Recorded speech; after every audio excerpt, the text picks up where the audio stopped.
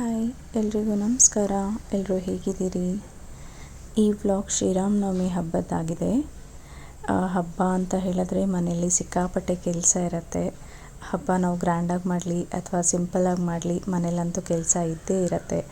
ಹಾಗಾಗಿ ತಿಂಡಿ ಇನ್ನು ಊಟ ಎಲ್ಲ ಮಾಡೋಕ್ಕೆ ಅಡುಗೆ ಮಾಡೋಕ್ಕೆ ಲೇಟ್ ಆಗುತ್ತೆ ಅಂತ ಹೇಳಿ ಸ್ವಲ್ಪ ದೋಸೆ ಹಿಟ್ಟಿತ್ತು. ಹಾಗಾಗಿ ಸೆಟ್ ದೋಸೆ ಮಾಡಿಕೊಂಡಿದ್ದೆ ತಿಂಡಿಗೆ.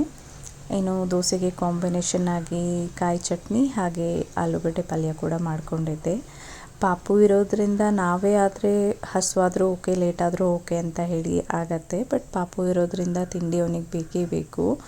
ಯೂಶ್ವಲಿ 8 ಅಷ್ಟೊತ್ತಿಗೆ ಅವನಿಗೆ ತಿಂಡಿ ಮಾಡಿ ಅಭ್ಯಾಸ ಇದೆಯಲ್ಲ ಸ್ಕೂಲಿಗೆ ಹೋಗುವಾಗಲೆಲ್ಲ. ಸೊ ಹಾಗಾಗಿ ಅವನಿಗೋಸ್ಕರ ಆದರೂ ತಿಂಡಿ ಮಾಡಲೇಬೇಕು. ಸೊ ತಿಂಡಿ ಕೂಡ ಬೇಗ ಬೇಗ ಮಾಡಿಕೊಂಡೆ ನಾನು. ಇನ್ನು ಶ್ರೀರಾಮನವಮಿ ಅಂತ ಬಂದರೆ ನಮಗೆಲ್ಲರಿಗೂ ಗೊತ್ತಿರೋ ಹಾಗೆ ಶ್ರೀರಾಮ ಹುಟ್ಟಿದ ದಿವಸನ ನಾವು ಶ್ರೀರಾಮನವಮಿ ಅಂತ ಹೇಳಿ ಸೆಲೆಬ್ರೇಟ್ ಮಾಡ್ತೀವಿ. ಬಟ್ ಈ ಹಬ್ಬನ ಎಲ್ಲ ನಾವೇನಷ್ಟು ಗ್ರ್ಯಾಂಡಾಗಿ ಮಾಡಲ್ಲ.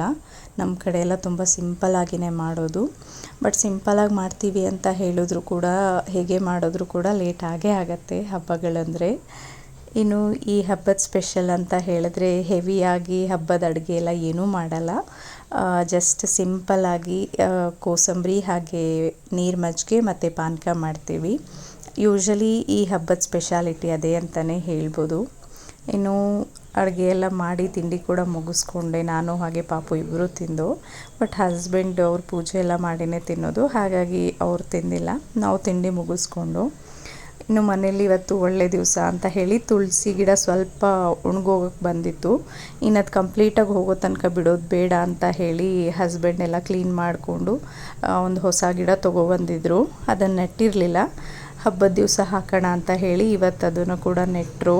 ಅದು ಮಾಡಿ ಅವರು ಪೂಜೆ ಕೂಡ ಎಲ್ಲ ಮಾಡಿಕೊಂಡ್ರು.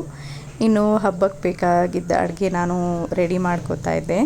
ಕೋಸಂಬರಿ ಮಾಡ್ಕೊಳ್ಳೋದಕ್ಕೆ ಒಂದು ಜಾರ್ ತೊಗೊಂಡು ಪಾನಕ ಮಾಡ್ಕೊಳ್ಳೋದಕ್ಕೆ ಜಾರ್ ತೊಗೊಂಡು ಜಾರಿಗೆ ಸ್ವಲ್ಪ ಕರ್ಬೂಜದ ಹಣ್ಣು ಕಟ್ ಮಾಡಿ ಹಾಕ್ಕೊಂಡಿದ್ದೀನಿ. ಹಾಗೆ ಸ್ವಲ್ಪ ಒಂದು ಅರ್ಧ ಆಗುವಷ್ಟು ಪಚ್ಚಬಾಳೆಹಣ್ಣು ಕೂಡ ಸೇರಿಸ್ಕೊಂಡಿದ್ದೀನಿ. ಇದನ್ನು ಕೈಯಲ್ಲಿ ಕೂಡ ಸ್ಮ್ಯಾಶ್ ಮಾಡ್ಕೋಬೋದು. ಬಟ್ ಸ್ವಲ್ಪ ಕಾಯಿ ಥರ ಇತ್ತು ಕರ್ಬೂಜದ ಹಣ್ಣು, ಹಾಗಾಗಿ ನಾನು ಮಿಕ್ಸಿಗೆ ಹಾಕ್ಕೊಂಡು ಸ್ವಲ್ಪ ತರಿಯಾಗಿ ಪೇಸ್ಟ್ ಮಾಡ್ಕೊಂಡಿದ್ದೀನಿ. ಇನ್ನು ಪಚ್ಚಬಾಳೆಹಣ್ಣು ಹಾಕ್ಕೊಳ್ಳೋದ್ರಿಂದ ಟೇಸ್ಟು ಸ್ವಲ್ಪ ಡಿಫ್ರೆಂಟಾಗಿ ಚೆನ್ನಾಗಿರುತ್ತೆ. ಹಾಗಾಗಿ ನಾನು ಪಚ್ಚಬಾಳೆಹಣ್ಣು ಕೂಡ ಹಾಕ್ಕೋತೀನಿ. ಇನ್ನು ಒಂದು ಅರ್ಧ ಅವರ್ ಮುಂಚೆನೇ ಬೆಲ್ಲನ ನೀಟಾಗಿ ಕರಗಿಸ್ಕೊಂಡು ಶೋಧಿಸ್ಕೊಂಡು ನೀರು ಇಟ್ಕೊಂಡಿದ್ದೆ. ಅದೇ ನೀರಿಗೇ ಸಣ್ಣದಾಗಿ ಹಚ್ಚಿಟ್ಕೊಂಡಿರೋ ಅಂಥ ಕರ್ಬೂಜದ ಹಣ್ಣು ಹಾಗೆ ಪಚ್ಚಬಾಳೆಹಣ್ಣು ಕೂಡ ಸೇರಿಸ್ಕೊಂಡಿದ್ದೀನಿ. ಸ್ವಲ್ಪ ಬಾಯಿಗೆ ಸಿಕ್ಕಿದ್ರೆ ಚೆನ್ನಾಗಿರುತ್ತೆ ಅಂತ ಹೇಳಿ.